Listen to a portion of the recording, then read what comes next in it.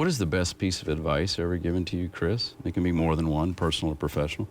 You know, probably just, probably the best piece of advice ever was given to me was given to me by my parents and, by others, and it was, kind of do unto others as you would have them do unto you.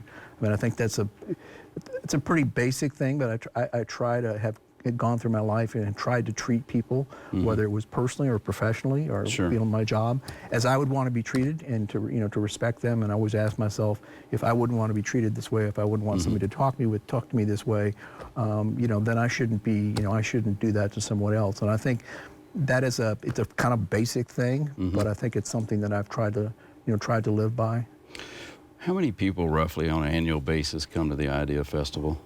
Well, we have I would say, depending upon some events we have are free. Sure. But it's in it's in the thousands, because we have some events that are free and some people come, and then we have the main event, which is at the Kentucky Center for the Arts. And you have speakers that come from all over the world. We have speakers that come from all over the world, thought leaders, innovators, creative types, entertainers, artists, scientists. And roughly how many?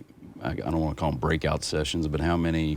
Well, we have speakers do you have? we'll generally have 25 to 30 different events and speakers during the festival, over the life of the festival. And the audience doesn't really know this, but there's really nothing like it on the planet. I mean, there's no other IdeaFestival comparable on this in the scale and size, correct? Well, or am I wrong? Well, I think it's different. I mean, it certainly has some unique attributes. Sure. I mean, to my knowledge, it was the first. The IdeaFestival was created. We actually have that trademark. It was the first IdeaFestival in the country, and the only one that I'm aware of that started in 2000 in the world was another one called the Adelaide Ideas Festival in Australia.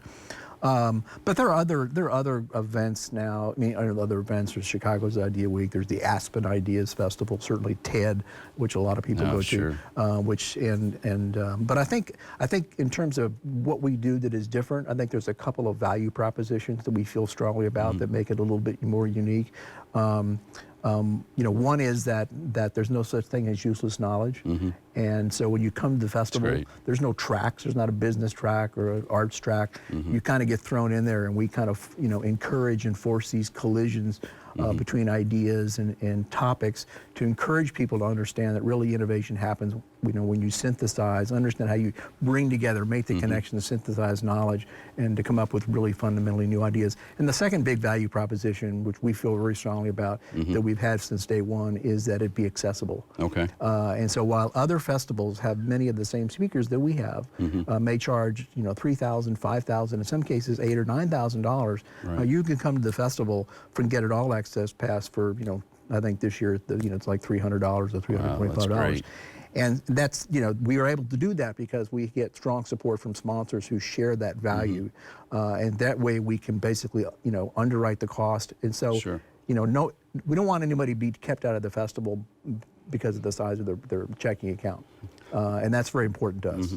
What's the rough size of the attendees annually? Because I bet it's been increasing. It's been growing I mean, for we're years. up to, we're in the Baumhart Theater, so we basically, that seats about 600 people, and people can buy day passes, they can buy all access passes, and I've been to it. I love it. Sometimes we have go to some events that are free, and so we may get several thousand people that come to those events. So it's very much a mixed bag in terms of people, but it's been growing, and and it's always really, really interesting to see the reaction of the people to all the different ideas that they get exposed to.